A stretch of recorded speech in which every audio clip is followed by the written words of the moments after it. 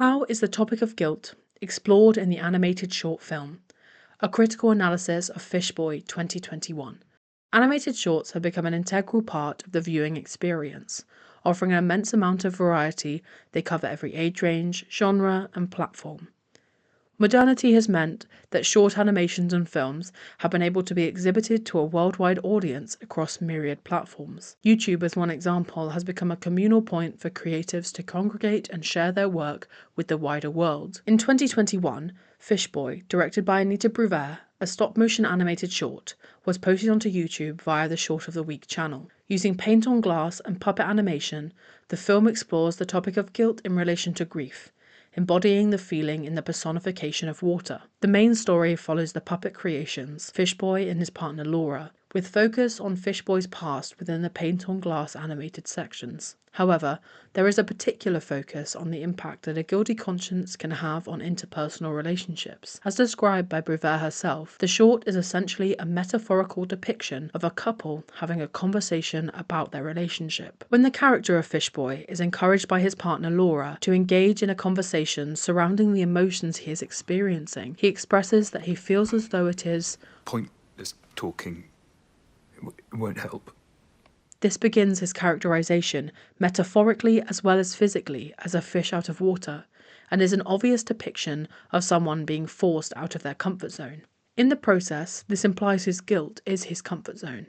In his article Guilt, Ed Benzel writes that if a person does not want to admit guilt, he creates a facade around him that in turn creates an increasingly impenetrable barrier behind which he can hide his insecurities and weaknesses, and that those on the outside can often see right through the shell and see the cover-ups. As Laura begs for him to open up to her, Fishboy finds himself unable to do so. He continually chooses to drown himself in his guilt, represented as the increasingly murky water, rather than become vulnerable with Laura. This displays the temptation of the familiarity and safety of the guilt, grief, and self-pity, too strong for him to resist. As the film progresses, it becomes apparent that there are also physical divisions between the characters that are being created through elements of the mise-en-scène. Colour and lighting separate the characters within the scenes and allow the audience the opportunity to assess any metaphorical barriers they may be facing within the story. In an article by Steve Neal, Klein suggests the observer should never be conscious of colour at all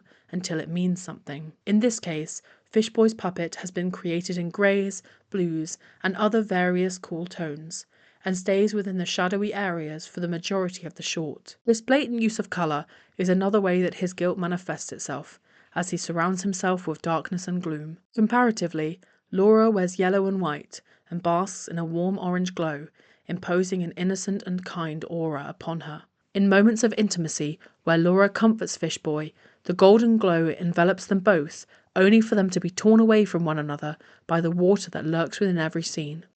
This physical separation by the water implies Fishboy's inability to accept happiness or light into his life due to his guilty conscience, with the understanding he may not believe he deserves it.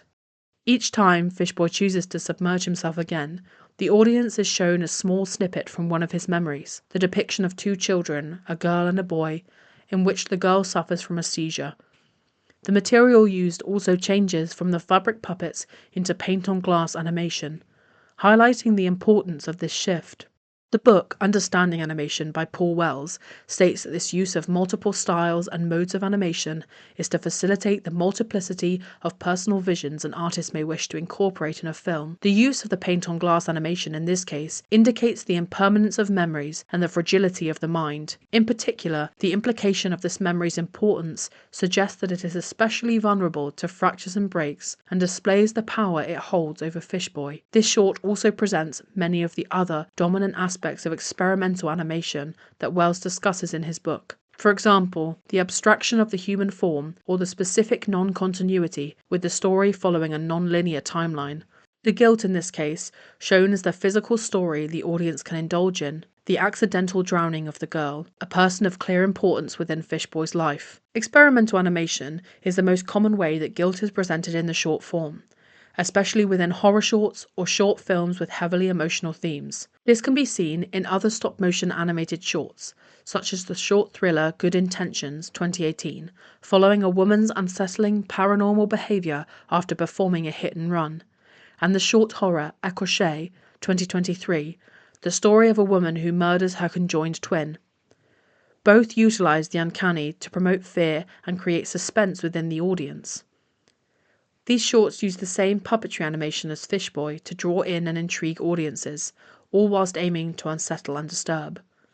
Computer imagery is full, fluid, and quite refined, but the imperfection and anomalies of the photographic expression of an object or person are what strikes us to the core, and in these cases, stop-motion animation creates a sense of uncanny dread using the medium to its advantage.